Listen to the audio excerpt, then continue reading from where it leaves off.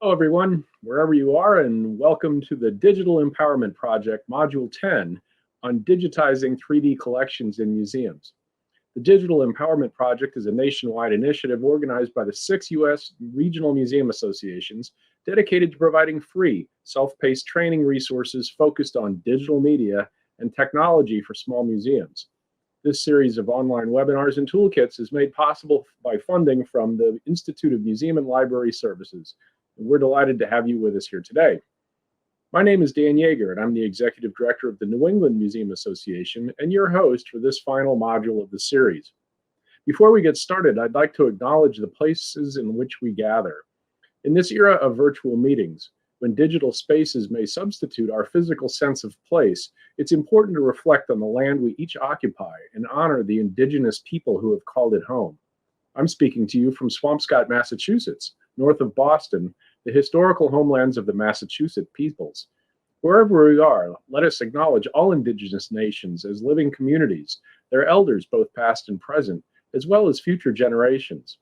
We, the Digital Empowerment Project team, recognize that our organizations and those of our members were founded within a colonizing society that perpetuated the exclusions and erasures of many Native peoples throughout the United States and beyond. We ask you to reflect on the place where you reside and work, and to respect the diversity of cultures and experiences that form the richness of our world and our profession. Thank you. Now it's my pleasure to introduce today's speaker for our second Module 10 Tech Workshop, Image-Based Approaches to Documenting 3D Collections. Carla Schroer is co-founder and director of Cultural Heritage Imaging, a nonprofit corporation based in San Francisco that develops and implements imaging technologies for cultural, historic, and artistic heritage and scientific research. Carla leads the training programs at CHI, along with working on field capture projects with reflectance transformation imaging and photogrammetry. She also leads CHI's software development activities. Carla spent 20 years in the commercial software industry, managing and directing a wide range of software development projects. Carla, thanks for being with us.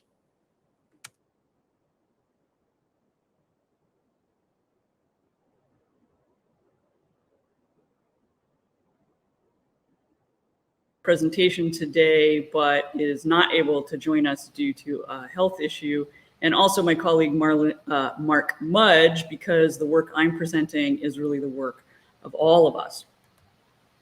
I want to start by saying that I'm here in San Francisco, California, the traditional home of the Ramaytush Ohlone people, and we pay our respects to them, their elders, past, present, and future, who call this place their home. Cultural Heritage Imaging is a nonprofit corporation, and we believe that the treasures of humanity are worth saving. We were founded, we're in our 20th year now. And really, the big idea of our work, which fits directly with what I'm going to be talking about today, is about the ideas around how digital cultural heritage can be documented, and that the tools that are available for this are widely adopted around the world by cultural heritage practitioners, museums, libraries, historic sites, archaeologists, and so forth, but also by cultural communities directly and by citizen scholars. And we really believe that cultural communities should be able to take control of their own documentation needs and therefore their own cultural narrative. We really believe that information that's widely sourced helps everybody, and it creates a better world of knowledge, that information is coming from lots of places and not just a small number of wealthy institutions. And that when we're doing digitization and documentation work, that we have to think beyond our immediate needs of what we might be using it for today, but also how are we going to archive and preserve that digital information to make it available for others to use and reuse for novel purposes. And I'll be talking about some approaches that we take to that last part as we go through today.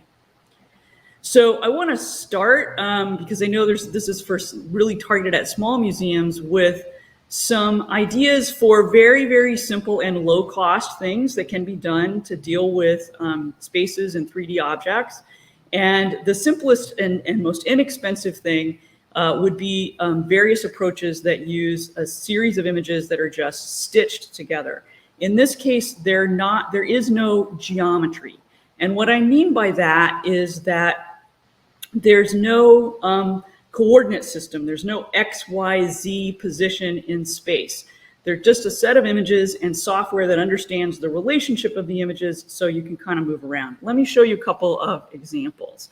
I think we've all seen panoramas. Here's one in San Francisco that I just found on the web. I didn't make this one. We can kind of spin around and get a feel for where we are. You can see that there are some distortion and perspective issues as I move around here, and that's because there's no geometry. There's only the images. Another option is we can turn this sort of in on itself, and we can put an object on a turntable and take some pictures, and then we can spin it around and zoom in and out. And for some reason that decided not to zoom. So this is a really, really simple way, if you have a 3D object, to be able to share the object and let people sort of see the backside of it and so forth, particularly in a collection space maybe where they could never see that. This is a simple case of just a single pass on a turntable. You have a camera and a turntable and you take a set of images. There are more complex ways to do this, what we call sort of a multi-row object movie. These are often called object movies. So in this case, I can actually turn the object all the way around. But again, these are just images that have a relationship to each other. There's no actual 3D, there's no geometry. And what that means is that I can't measure it, and there's some other limitations to what I can do. But as a visualization, as a way to easily just share some information, this could be a useful tool. So the advantages here, they're inexpensive. There's lots of different software packages that can put these kinds of things together, and you can convey more information than you can from a single photo. The disadvantages are that there are distortion and perspective issues. You don't have any geometry, as I've said, and that means you can't measure things. You have no accurate measurement. And also, some of the tools produce proprietary formats. So that would make it difficult in terms of the longevity of the data and the archiving of the data. So what I want to spend most of the time today talking about is the area where our organization works, which is called computational photography. And what we mean by that is that we're taking a sequence of images and we're using computer algorithms to extract information across that sequence of images and generating new forms of digital representations that are not possible from a single picture by themselves, and they contain additional information. So there's a large family of things that are considered computational photography. The ones that we focus on and that I'm going to be presenting today are reflectance transformation imaging, or RTI, and photogrammetry. So let me start with an RTI, and I think the easiest thing is for me to just give you an example. So this is a Greek Kylix from the Johns Hopkins Archaeological Museum. And in the picture there is Sanchita Balachandran, and she is an archaeologist and also a conservator. So I'm gonna zoom in here so we can see some details. Now, with an RTI, what we have is both shape and color information, but we have that only from a single camera point of view. So we can't spin the object around, but from that single camera point of view, we can relight from any direction, and we can also employ mathematical enhancements that allow us to see details that we can't see with the naked eye. And this can be really, really valuable for looking at fine surface details, inscriptions, and so forth. In this case, Sanchita's project is was very interested in the original designs on these Greek pieces that were painted in with slip before they would have then been painted over.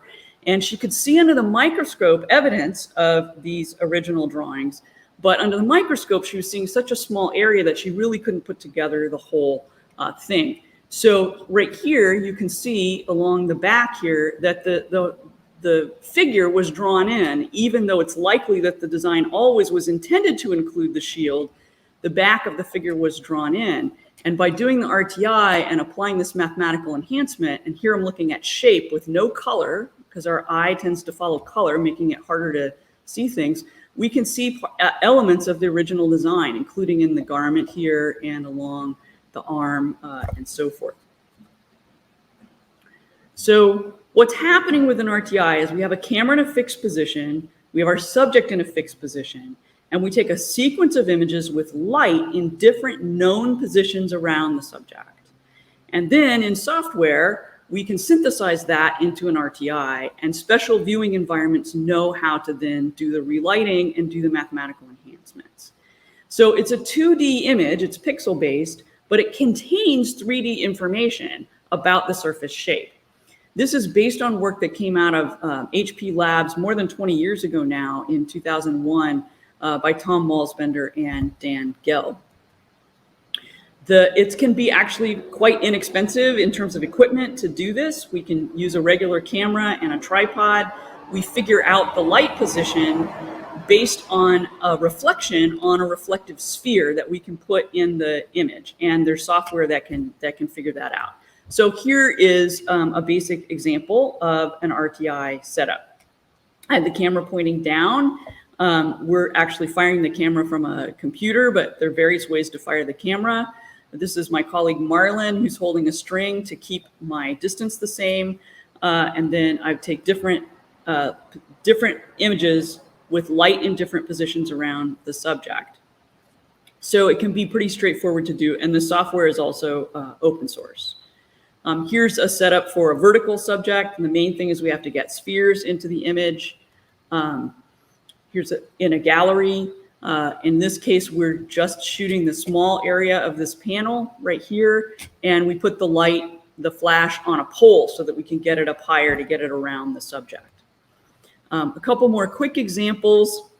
This is from the Smithsonian Natural History Museum collection. It's a Mississippian culture chipped mace. This is from the RTI. We can start to see the edge. And when I look at this mathematical enhancement, you can see that all of the details of that surface, all the touches and retouches there can be viewed, which can be really, really helpful for researchers, but also for people that just want to understand how these things were made. Here's another example of a Japanese woodblock print from the Fine Arts Museums of San Francisco. And here in this image that came out of the RTI, I've got the color at the bottom, and then here is, again, with no color and just the surface shape, and we can see all of the details of the embossing and of the design that was in the woodblock. This technique is really flexible. We can do it on fairly large subjects. This is an inscription that we shot at the El Morro National Monument. And in this case, the area we're shooting is about 1.5 meters wide. You can see we're using a little bit larger light in that case, and the string is on a stick so that we can control it. Here are a couple of images from that RTI where we had both Native American rock art and an inscription from 1606 from Onate in this same location. And so here's some information that we can see from the RTI. But we can, on the other end, we can take this all the way down under a microscope. So we can look at very, very small subjects. So here we are back with Sanchita at Johns Hopkins Archaeological Museum, and we imaged this very, very small intaglio gem. It's a little over 1 centimeter tall, a little less than 1 centimeter wide. And here are some images from the RTI. You can see as we move the light, we're bringing out different details like the sculptural elements in the hair, and here where we're bringing out details in the hand. So this is a great technique that can help you if you're trying to analyze a surface, if you're trying to show fine surface details. Conservators use this quite a bit. The software is free. It's available from our website along with instructional videos and so forth. Now I want to talk a little bit about photogrammetry. For photogrammetry, our goal is to create a 3D digital surface, digital object that replicates our actual subject as close as we can in shape and color. We also, going back to this archiving idea, want to be thinking about how we're creating our photographic image sets. We want them to be independent of the specific software we're using. We want to follow good photogrammetric practices so that that set of images could be reused by somebody else and could be understood by somebody else. It can also be preserved for future generations. And we want, if we follow good practice, our data can be qualitatively and quantitatively evaluated. So I want to show you a couple examples of this. And the examples that I'm showing are all directly from the Photogrammetry software. In a couple cases here, I'm going to be showing you that in Photogrammetry software. But we did not do any smoothing or hole filling or hand editing. And it's important to understand that frequently when you see 3D models presented, a lot of work has been done to them before you see them. And so if you just want to understand the subject or have the enjoyment of the subject, that's perfectly fine. But if you want to use that data for research or for conservation or tracking change or so forth, then you really need to understand what's been done to the data so that you can use it correctly. So my first example is a replica Olmec head that's here in San Francisco at City College. We imaged it as part of a photogrammetry training class. And you can see there's a tree right here that limits our ability to get all the way around the subject. But let's go look at the model. This is a dense cloud, which means it's a point cloud, which means it's a set of points in space. Each point has a coordinate, an X, Y, Z position in space, and a color associated with it. And in this case, I have 68 million points in this model, okay? And in the photogrammetry software, we can turn on the cameras. So what I'm seeing now is every blue rectangle here is showing the position of a camera that was used to shoot this. This is a training class. We had a lot of people. There were some overlaps. This is a little bit overshot. It's 225 images. Probably could be done with a little bit less and still get, the same quality. And then note around the top here, there's a place where the images are up high and then they kind of drop down right here. That's because of that tree. We couldn't get the camera over here, but we still got a really good result. I'm going to turn the cameras off now. So this is my point cloud, my dense cloud. And from that, we can create a wireframe or a mesh. In this case, the mesh is so big that I have to zoom in pretty far for you to see the triangles. But basically, the mesh is, I'm trying to show you the eye here. So there are more triangles in the areas where I have a swift change in surface and less in smoother areas. And we can take those triangles and turn them to solid. It's easier to kind of see the surface that way. And the thing about doing photogrammetry, particularly if it's done properly and I have used calibrated scale bars in the scene, I can measure. So I can see, for example, how deep is this eye? How far is it from here to here? And I can measure, this is 2.9 centimeters. So I can rotate this around. I can measure any aspect of the surface that might be interesting to me. So that can be super valuable. Like across the eye here is 48 centimeters. The other thing is I can show this with pictures on it, the texture map. And so the thing is that when you see 3D models presented, almost all of the time, what you're looking at is a model that has a texture map on it. Even if the model was created from a laser scanner, there are photos generally taken with a camera. Sometimes there are other methods for getting the surface. And then that texture map is laid over the top of the geometry. And so the texture map can hide a lot of problems in the actual geometry. It has the virtue of I can scale down the geometry, have much less actual geometry, put the pictures on it, and then it looks really good and carries a lot of detail.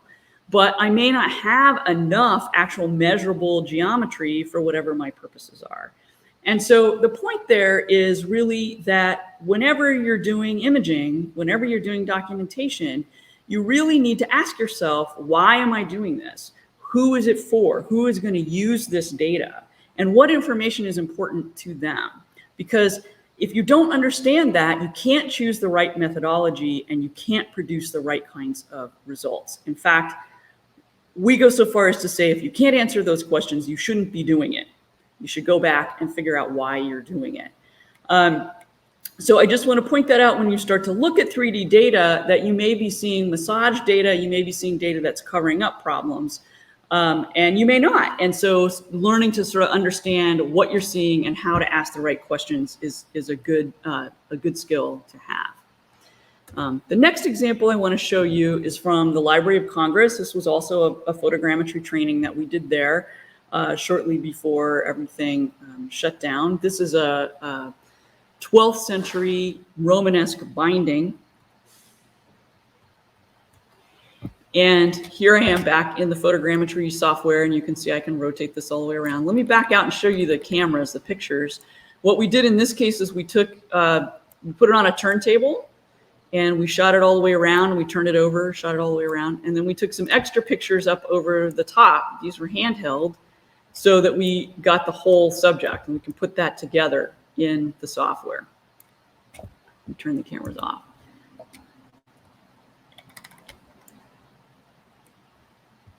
So here's the front of the book, and same thing. Like I can measure in this. This is the point cloud. In this case, I have 19 million points. But this is all measurable. So if I wanted to go, for example, to the solid model and say, you know, how big is one of these little punch lines here, I can measure that from here to here. And in this case, it's 6.72 millimeters. So the closer in I am on the surface, the more detail I have, which also means the higher precision I get in my measurements, which means I have to understand the precision of the model, not just the resolution of the model. The resolution is how many points do I have, just like the resolution of a photograph. But when we start doing these digital representations, in addition to the resolution, we also need to understand the precision. And the precision is the question of whether or not the things are in the right place. I can have a very high resolution model that has a lot of noise or bumps on the surface, and the points are not in the right place. So understanding both the precision and the resolution of the model, or of the needs of your audience, who you're doing it for, is going to help you approach this the right way and apply the right techniques. Okay. You can do photogrammetry actually without a lot of equipment. So if I was working outdoors, the thing I would need, we really recommend a digital SLR, because to do this properly, you have to lock everything down. Yes, you can do it with a phone. There's some apps to do it, but you're not going to get the same kind of precisions that you would get with a digital SLR. These are calibrated scale bars, and this is a monopod. And with just that set of equipment, we're also using a wide angle lens here. With just this set of equipment, we can do, rock art, the Olmec head, things like that. If we're working indoors in a studio environment, we would also need some lighting to light our subject, but it can be done without a lot of equipment. In order to get the kind of high quality results that I've been talking about, we really need to follow a set of rules about how the images are collected and how our camera is set up. If we do that, that's going to allow us to get very high precision, low uncertainty data for the results that we can actually quantify and talk about. So if we follow that set of rules, we can get 3D and actually correct, perspective corrected 2D outputs.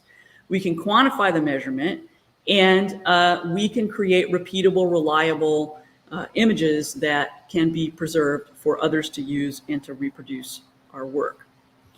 Sometimes when we go out in the world and to conferences and things, we hear people give the advice that you just take a lot of pictures. Take a lot of pictures. The software's so good. You just throw the pictures in the software and you get this 3D model. Look, isn't it great?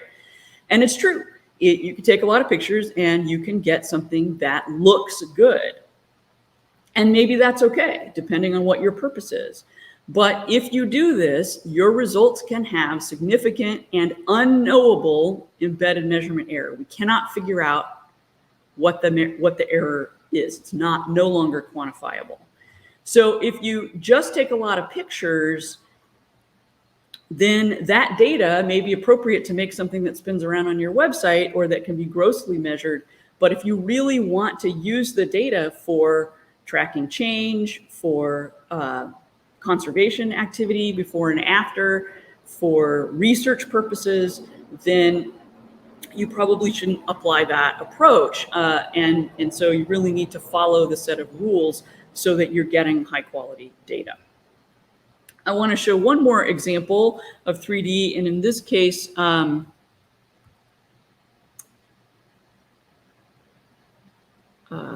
it's over here in my browser. So this is a model that we created, and it's I'm showing it to you in Sketchfab. Sketchfab is essentially YouTube for 3D models. Anybody can put 3D models there, and you can see all kinds of models, from things that people completely made up out of their heads to things that are empirically captured like this, to everything in between. So there's lots of dragons and bugs and robots, and there are also museums and so forth that have things there. This is kind of a fun project because this trunk was found in the Netherlands, and it's I'm trying to remember the date now. Whoops, sorry, but it's at least a couple hundred years old, and it contained locked letters, undelivered letters, and so there's a whole research team that's been working on it. There's a website around it. And we were in the Netherlands for a conference, and we were asked to come and image this to add to the work that they're doing. It's on display in a museum in The Hague.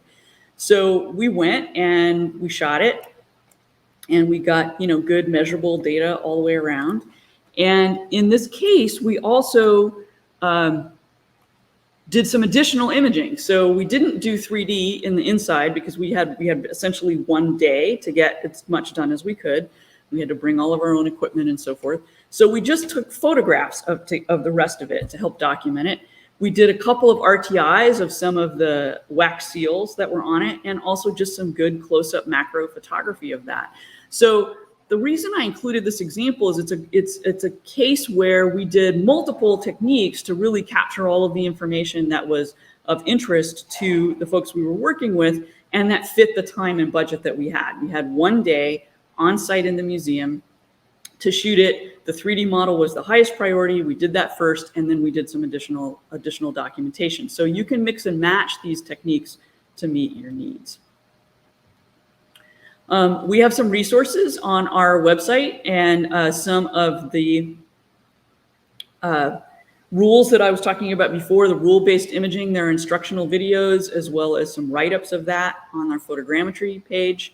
The capture methodology is independent of the software. So it doesn't matter what software you're going to use. If you follow good photogrammetric practice, you'll get a good set of images that can work in a variety of software packages. The software we use at this point is commercial software. We currently use Agisoft Metashape Pro. There are open source efforts in this area. At this point in time, we don't think they're quite ready. But in the next 3 to 5 years, we think there's going to be more and more available in that space. So now I want to take a minute and talk about what do we mean when we say scientific imaging, what makes data reliable and reusable, how do we think about that reuse and longevity of our data and not just having cool things spinning around on our websites. So first, let's just talk about the scientific method for a moment. At its core, the scientific method is really about a couple of things. One is that the original data, you have to have empirical data. That original data has to be available for other people to look at and inspect. In our case, we're talking about images. And if we're producing a 3D model, an RTI, a multispectral output, we have to keep track of what we did, and we have to share with people how we processed that data in order to show the result. In other words, we can't just show the result, we have to show how we got there. And that's what enables people to review our work, to replicate our work, and so forth. So this core idea is really what's behind the digital lab notebook software that we've been working on for a long time. The 1.0 release is coming out in the next few weeks, and this is open source software that has had some NEH funding. So the digital lab notebook is a toolkit for collecting and managing metadata about computational photography-based imaging. And we're testing right now, release candidate, and we expect the release to be out in the next 2 or 3 weeks. We are very fortunate in that we've had funding from the National Endowment for the Humanities to do the most recent work on the tool, though over time we've had a variety of prototypes and use cases and user input to help us get here. The core design principles here, one, open source was critical because we wanted wide adoption and we wanted people to be able to add to the software. We wanted it to be easy to use and just follow sort of natural language use and the way that you would enter information in a database. We're photographers at the end of the day, so we really wanted to not have to spend all of our time doing metadata. Part of why metadata is not generally done very well is because it takes a lot of time and people don't like to do it. And so the idea is that you enter information once and we make it really easy to reuse the data so that you can start creating templates and so forth of your usual practices. And it makes it very, very easy to collect information as you go. It's a flexible system, so you can enter as much or as little information as you like. It's not yet translated to other languages, but the software itself is internationalized so that it can be translated.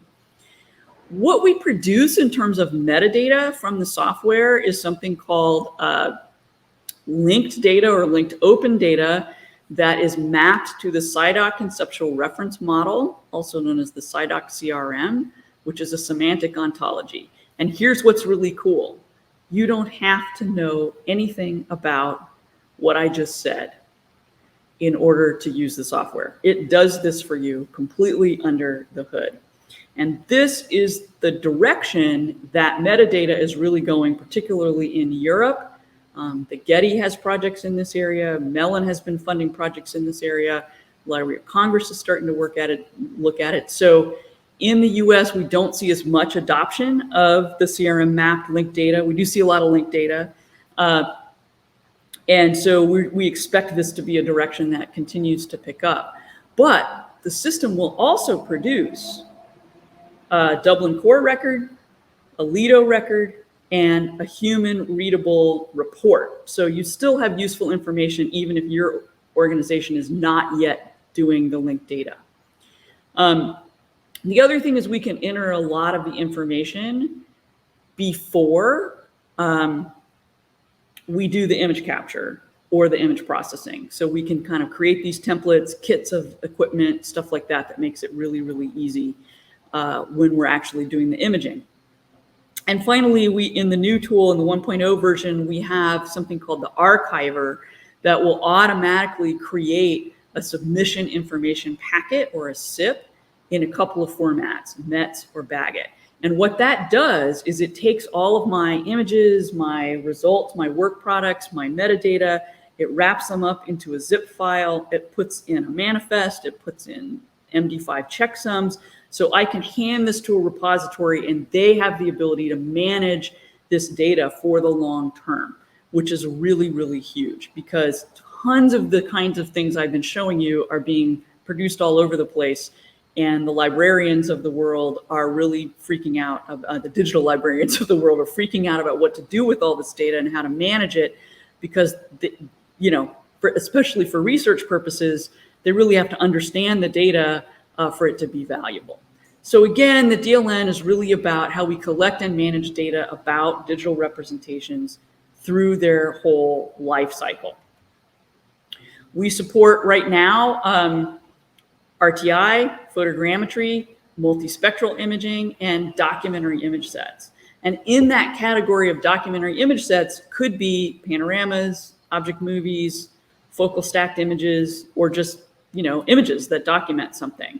So the system itself is really set up around the idea of photo sets, but it's very, very flexible within that environment. Why does this matter? Well, in addition to just creating data that's preservable, we think there's another key reason why this is so important, which is the idea of democratizing technology. And what we mean by that is really enabling anyone that has the skills to collect documentation to contribute their work to the world's knowledge. And what we see today is that so many people rely on the authority of who produced the data rather than the reliability or authenticity of the data itself.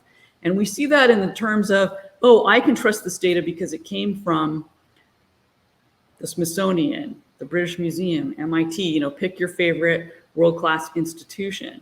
As opposed to, I can trust this data because I can inspect the data and I can understand the data, and the data can speak for itself. And so good data is good data, not so great data is not so great data, and I can figure that out by looking at the data rather than who it came from. And we think that by doing that, it really, really allows anybody to produce high quality work and let that work stand toe-to-toe with the work from the most authoritative sources. We've had a lot of folks involved in the project. Our primary partner for this NEH grant is the Center for Cultural Informatics at the Institute of Computer Science in Heraklion, Crete. And we've had little bits of funding from various sources really over 10 years that we've been working on ideas that became this software. I want to show you a quick example to maybe drive home why this kind of information is so important. If somebody gives me a photograph, just a photograph, and I want to use it for research, what do I need to know about that photograph in order to rely on it for my work? Well, it'd be great if I had the original photo, if I had the camera data, what the settings were in the camera, assuming that the person shot raw and converted it, what were those conversions, and how was the data processed? Especially if I want to measure something. Was distortion correction applied? Was there exposure compensation? And I think a key one is sharpening. So let's take that sharpening example a little bit further. Here's a detail of a Diego Rivera mural called Pan American Unity. And this is straight out of the camera. Here's a little bit of sharpening, and here's a lot of sharpening. And you can't see that. And that's kind of my point, is that this could happen and you might not notice it. So if I zoom way in here and I apply a little bit of sharpening and now a lot of sharpening, hopefully you can see that. So a little bit, a lot. And what's happening is the sharpening is actually changing the pixels. So I can create artifacts on the surface that don't actually exist on the real world subject. And this is just one photograph. If I'm building an RTI, then the software is actually looking pixel by pixel across that stack of images to calculate the RTI data. If I'm doing photogrammetry, the software is actually working on a sub-pixel level to understand how everything aligns and works correctly. If I have sharpened the images, I can produce artifacts on the 3D surface that don't exist in the real world that could really confuse a researcher trying to use the data, make them think an inscription is there that isn't, or something like that. So understanding the data, where it came from, and how it was created is a critical part of doing documentation if you care about longevity, research, and reuse. My last example that I want to close with is a Maori canoe sail that is at the British Museum.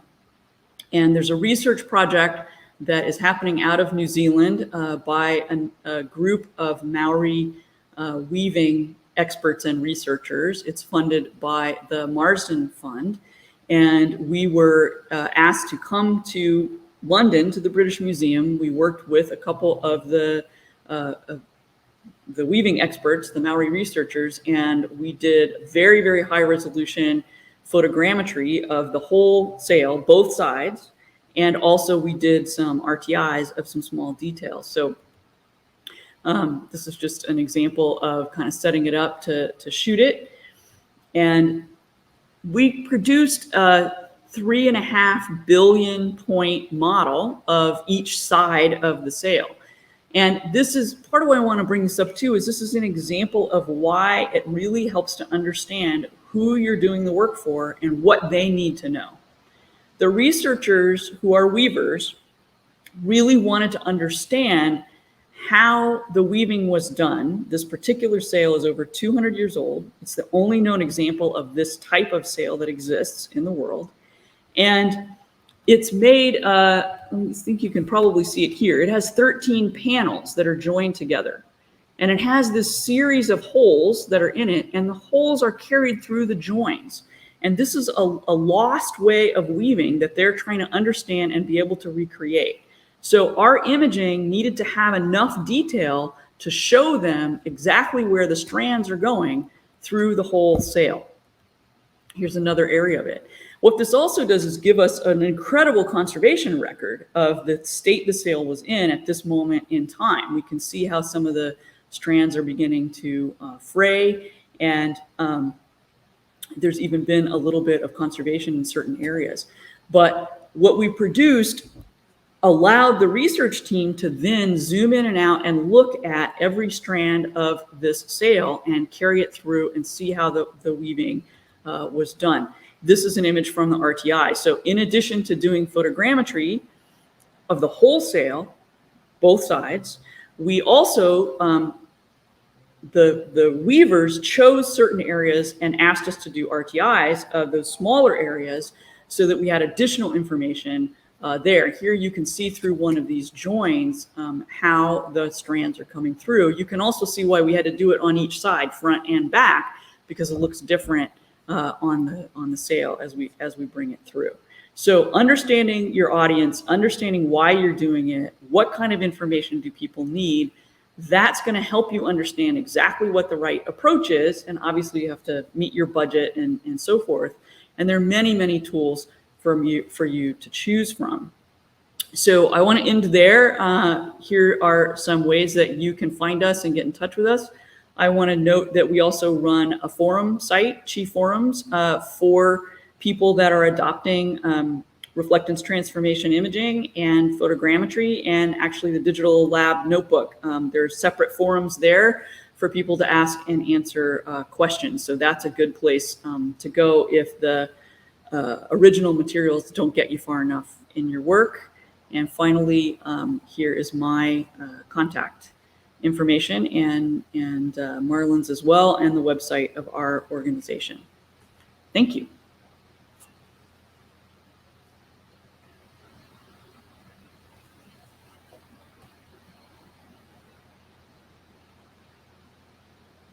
Thank you.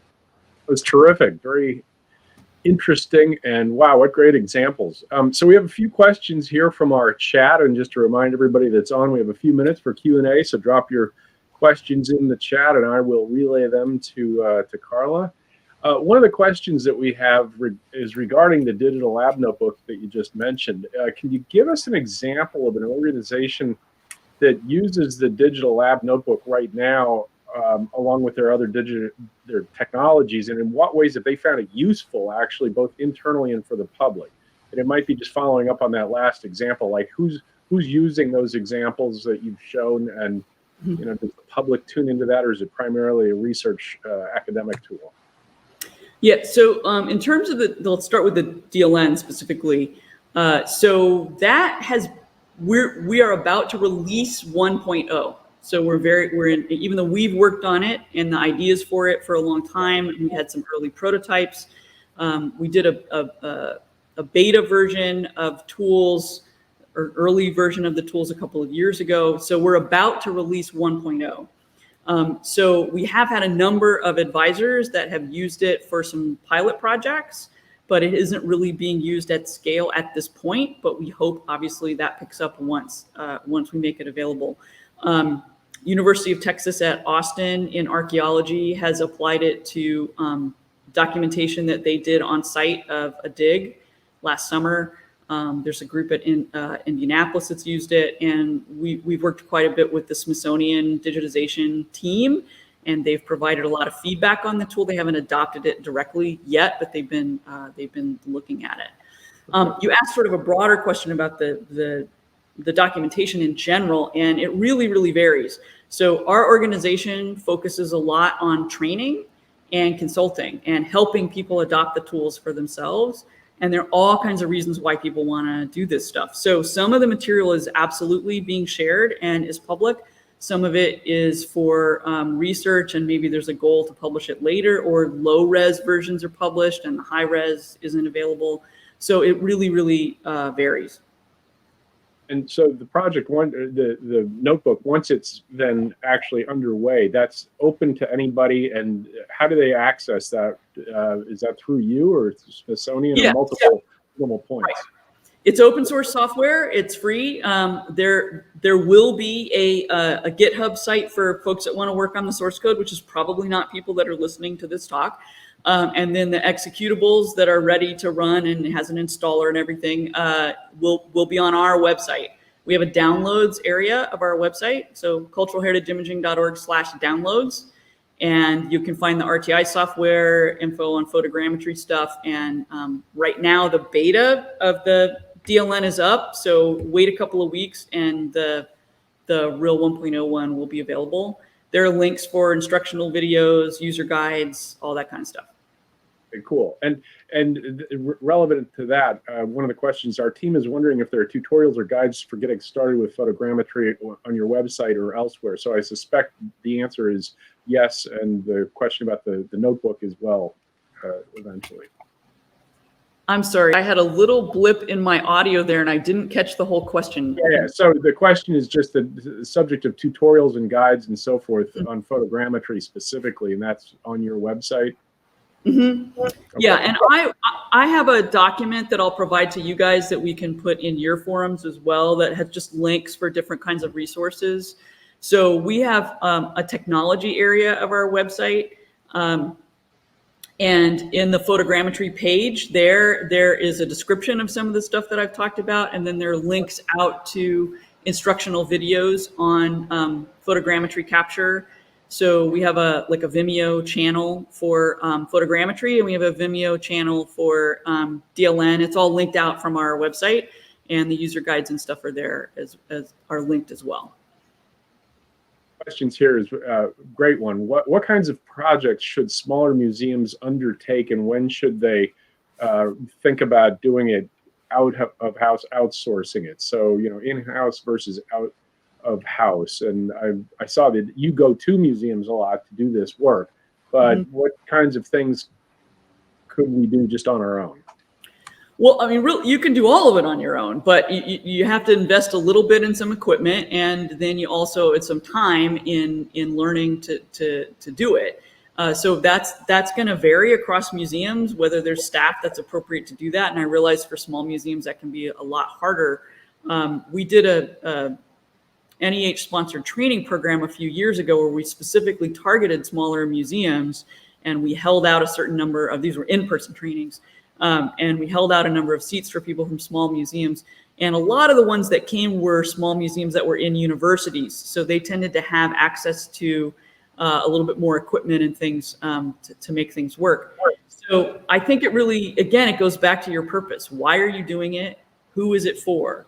Are just some good photographs good enough? Is a spinning object movie good enough for your purpose of sharing some important object or telling a story? I mean, museums are often trying to tell stories. How do I illustrate my story?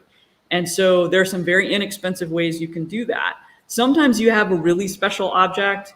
Maybe you can get a grant to do research on it, like the sale that we were invited to do. That team of people is not going to learn to do this kind of imaging. It's not appropriate. They had a research question and a research project. They got a research grant, and then they paid us to come image it. So I would say, those are some of the trade-offs.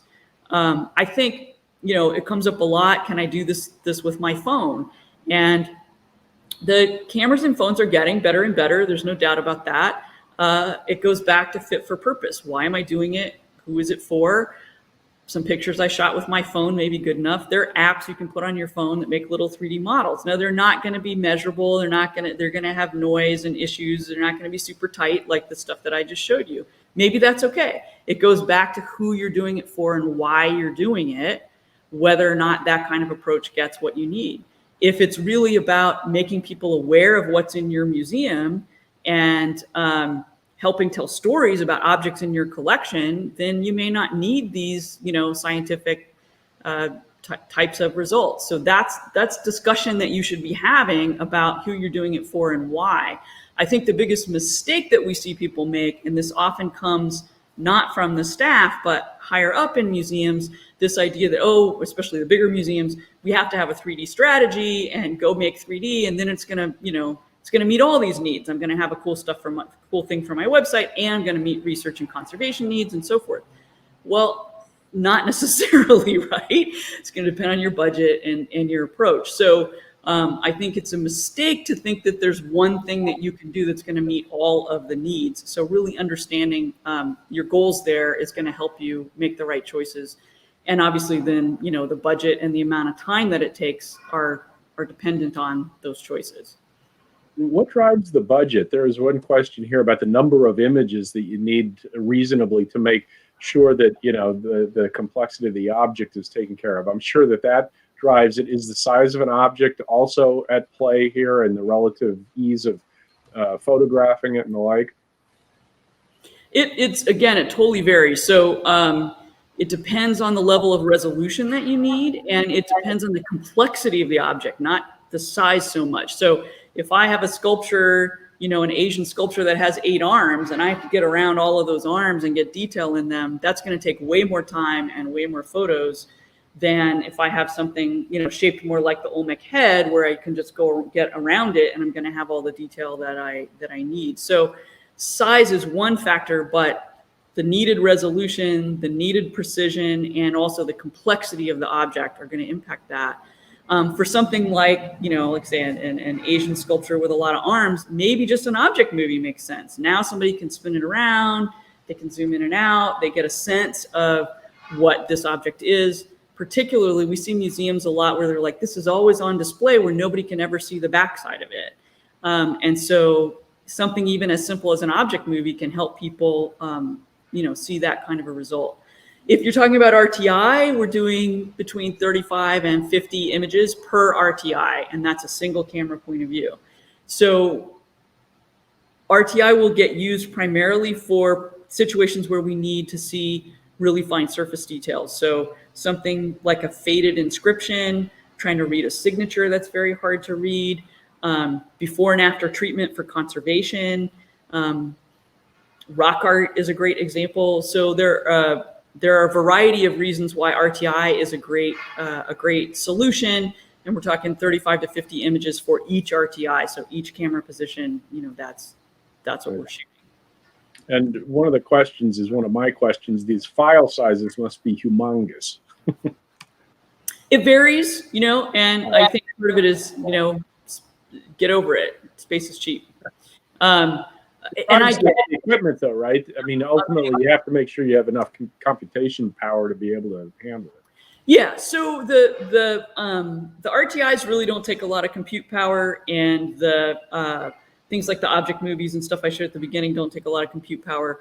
The 3D work to do the kind of high-res stuff that I'm showing does take more computer power. There are places where there's services that you can have build, you shoot the images and they can do the processing on bigger systems.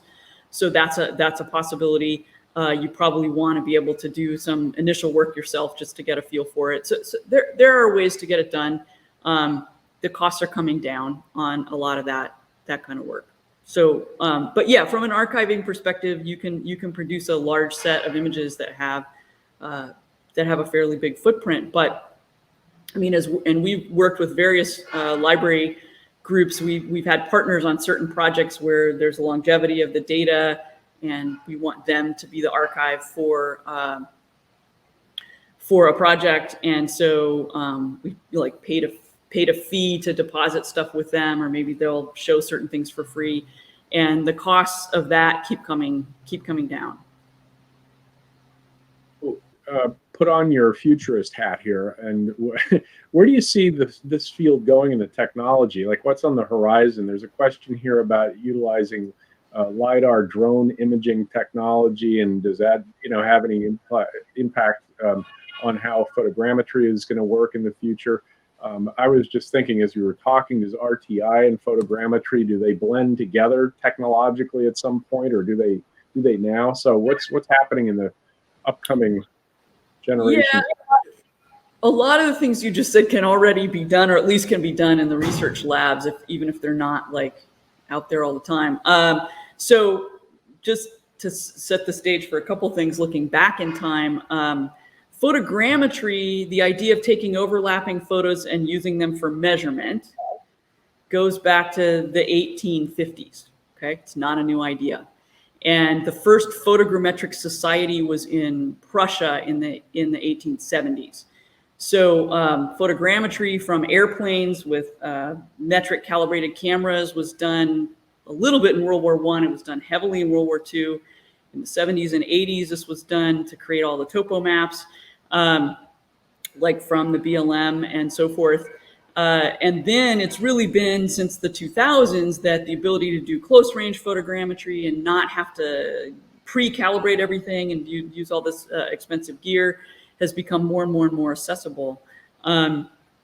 Laser scanning systems have been around since the late 80s. And there isn't, I mean, they do what they do, and there hasn't been a huge change in laser scanning systems other than, I would say, the stuff that's going on for the self-driving cars. So there's really quick systems that do very, very low resolution, but can track like what's happening. So if you look at the LiDAR that's in like the latest iPhones, iPhone 12 and iPhone 13 Pro have a little LiDAR unit in them. You can't really scan directly with that. It's low resolution. What its primary purpose for putting it in there is for augmented reality. So if you have a situation where you point your camera, you move your camera around, and you want to see something placed in that scene, a 3D model or some other thing that you're placing in the scene, the camera can keep track of where you are. And they're Google and other Google and Apple and other companies are taking advantage of all the research that's been happening around the self-driving cars to do that kind of stuff. There are some apps that can use the LiDAR along with photos to help with producing 3D models and 3D scanning. Those are right now, the ones that I'm aware of are all sort of proprietary black box. So you get something out of it, but you have no idea. Has it been smooth? Have holes been filled? What has happened to this? So yeah, I can see something that looks good, but from a research perspective, I have no ability to quantify it or understand exactly what I'm looking at. I think one of the reasons that we've really focused on computational photography is that that's an area where there's a huge amount of research. So there's a lot of work that's happening in computer vision and computer graphics around photography-based imaging. So we're seeing getting more and more data out of image sets, getting better precisions out of data, and ways that people are starting to combine some of these different techniques. So we do sometimes do RTI with photogrammetry. You can register one to the other. There's some advantages to it now. We can't fully integrate it, but that's something that I think could happen in the future. So I mean, I think cameras are a great tool. So get one and learn how to use it, and you're going to be able to do more and more and more and more and more stuff with it. One last question before we let you go, and this is a very high level question, I suppose, about the use. It seems to me that climate change, of course, we are recognizing it as an existential problem that is confronting a lot of museums and their own facilities, their collections, and especially like these heritage landscapes. What role do you see this computational photography playing in terms of just possibly cataloging things that are at risk? Is this something that should be encouraged to really prioritize things that are at risk because of sea level rise, say, or flooding, or whatever the case might be, that might be lost? Mm-hmm.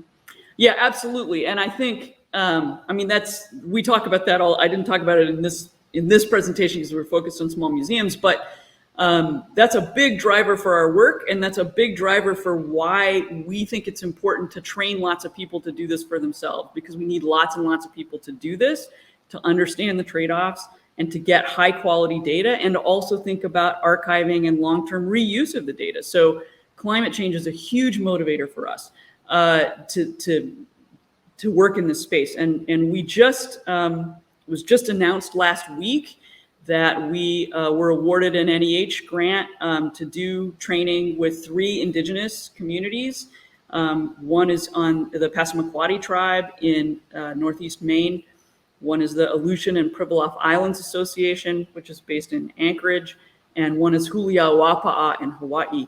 And part of why we're working with these 3 groups, they had all come to us about training, but they're all coastal and very much impacted by rising sea levels. Yeah. So the goal of this program is to buy some equipment for them and do 2 trainings plus online consulting to really get a program going to create a sustainable community of practice around high quality documentation of their cultural material. And these, I think, who knows why exactly this got funded, because anybody that's applied knows there's no guarantee. But I think that one of the compelling reasons to fund this project was because of the impact of climate change to these specific communities. Awesome. Well, thank you very much, Carla. Very grateful for your comments. And of course, thank you all for being with us here today. Hopefully we'll see you for our final tech webinar for this module on 3D data applications in cultural heritage, presented by Harry Abramson of Direct Dimensions. Take care.